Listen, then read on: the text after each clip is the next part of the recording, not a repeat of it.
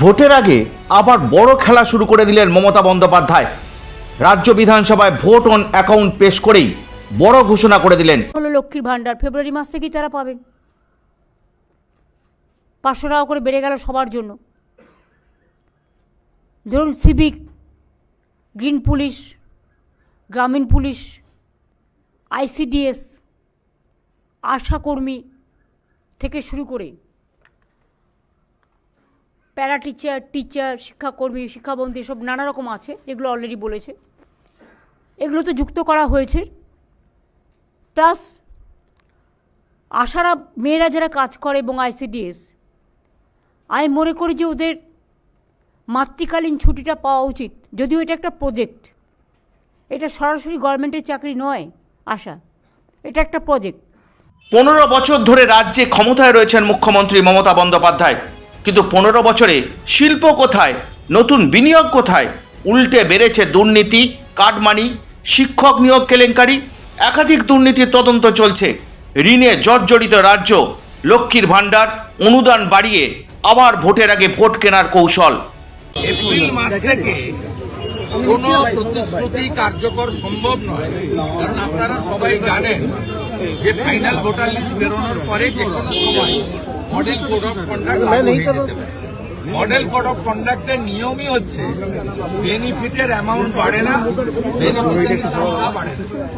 April মাস থেকে যে প্রতিশ্রুতিগুলো দিয়েছেন এগুলো কোনোটাই কার্যকর হওয়া সম্ভব নয়। এটি 4 মাসের একটি অন্তর্বর্তী ভোট অন অ্যাকাউন্ট, বেতন বা অন্যান্য সরকারের যে রেগুলার এক্সপেন্ডিচার, রেকারিং এক্সপেন্ডিচার, সেগুলো চালানোর ক্ষেত্রে একটি ব্যবস্থা মাত্র। এমনকি এই বাজেটে আগস্ট মাস থেকে যুবশ্রী যেটা ছিল তার তো অপমৃত্যু ঘটিয়েছেন, সেই যুবশ্রীর নামটা বদলে যুব সাথী করেছেন। 1500 টাকা ভাতা দেওয়ার কথা বলেছেন, অথচ এই মুখ্যমন্ত্রীর আমলে ডক্টর অমিত মিত্রর পেশ করা বাজেটে বেকার যুবকদের জন্য যুবশ্রীর কথা বলা হয়েছিল, পোর্টাল চালুর কথা বলা হয়েছিল, বেকার ভাতার কথা বলা হয়েছিল। কমপ্লিটলি বেকারদের সঙ্গে জাগলারি, মিথ্যাচার, প্রতারণা উনি করেছেন।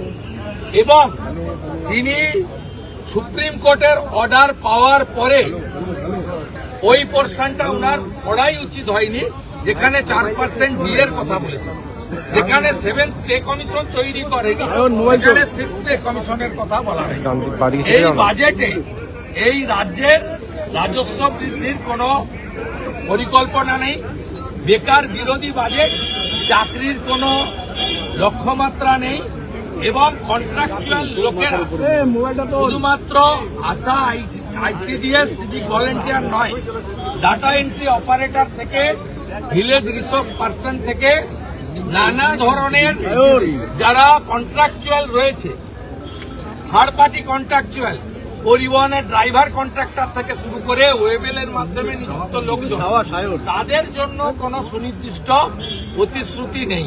যে প্রতিশ্রুতি আছে তাতে কেবলমাত্র লক্ষ্মী ভাণ্ডার ফেব্রুয়ারি মাসে কার্যকর করার কথা ছাড়া বাকি এই বাজেট কার্যত আমরা বলতে পারি এই বাজেট দিশাহীন এবং একটি মিথ্যা দলিল।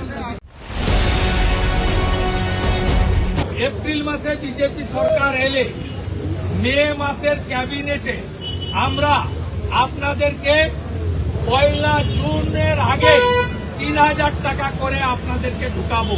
এটা মিনিমাম আমরা বললাম, 3000 টাকা করে আমরা দেব। এটা আমাদের সংকল্পপত্র কমিটি সামগ্রিক বিষয় থেকে বাড়াতে পারি, কমবে না। বাংলার মানুষ ভাতা নয়, কাজ চায়, শিল্প চায়, রাজ্যের উন্নয়ন চায়, দুর্নীতিমুক্ত প্রশাসন চায়।